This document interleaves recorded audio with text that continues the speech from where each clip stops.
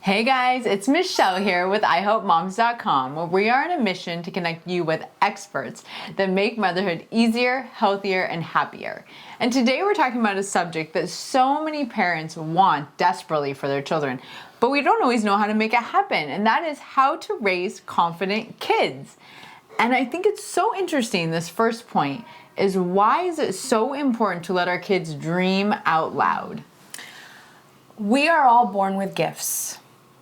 And when we let our kids dream out loud, those are the first building blocks to them stepping into who they were meant to be. So it doesn't matter what it sounds like. It doesn't matter how crazy or far off it is. It doesn't matter if they want to be a puppy or a princess or the king or a billionaire. Yeah. It doesn't matter what they say. We shouldn't greet it with sarcasm or make it a joke.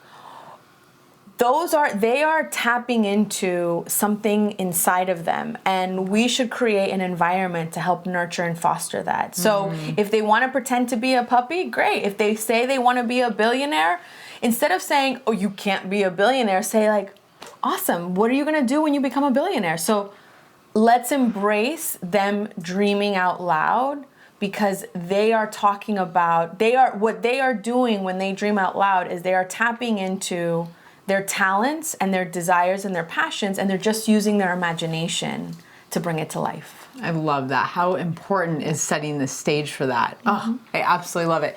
So talk to me about why we should teach them not to chase happiness. I thought this was so interesting. Okay.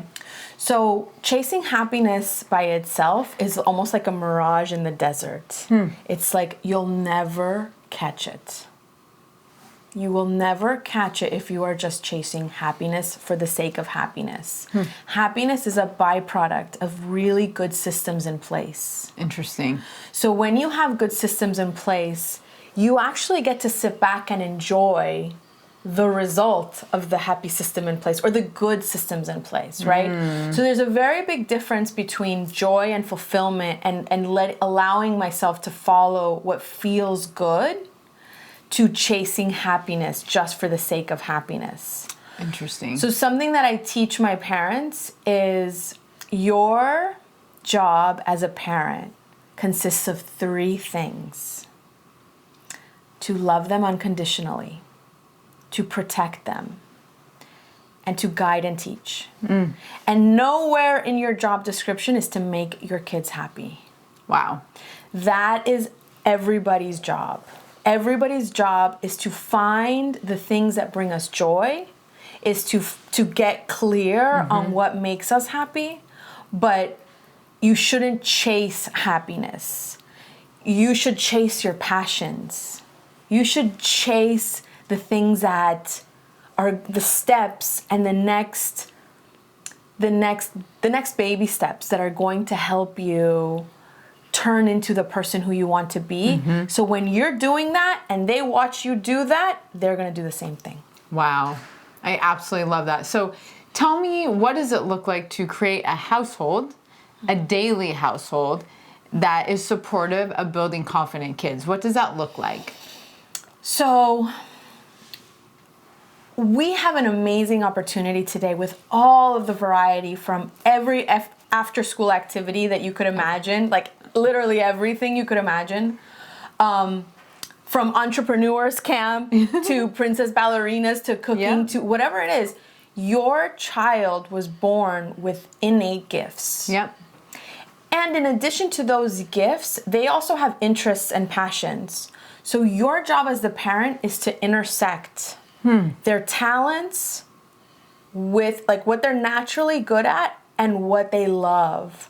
So let's say your little one is all about pirates and gold and like money, like, and you know what I mean? Like so I've seen it in some of the best teachers, how they can take that material to teach the subjects, right? So like, for example, with my son's tutor, she uses pirates as one of the vehicles to teach him reading and writing, for example, right? Awesome. So you, as the parent, should find those things. What is it? Are they an artist? Do they love to dance? Is it music? Are they a little entrepreneur? Are they, are they an aspiring actress? Yeah. What are those gifts that your child has? And you can create that, you can help set them up for that environment instead of putting them in a class that you think they need to do because it'll be good for them one day. Yeah.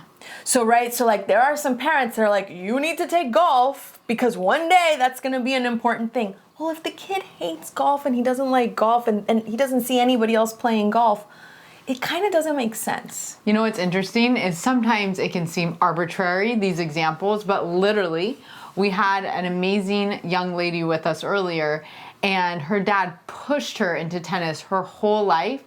Now she doesn't want to talk about tennis. She doesn't want to see tennis. She never wants to play tennis. Never. And her dad is a coach and is a pro and wanted that for her so bad that she has just completely turned the other way. Could have had scholarships, could have had the whole life, and wanted nothing to do with it because all she remembers is how tennis made her so miserable. Mm-hmm.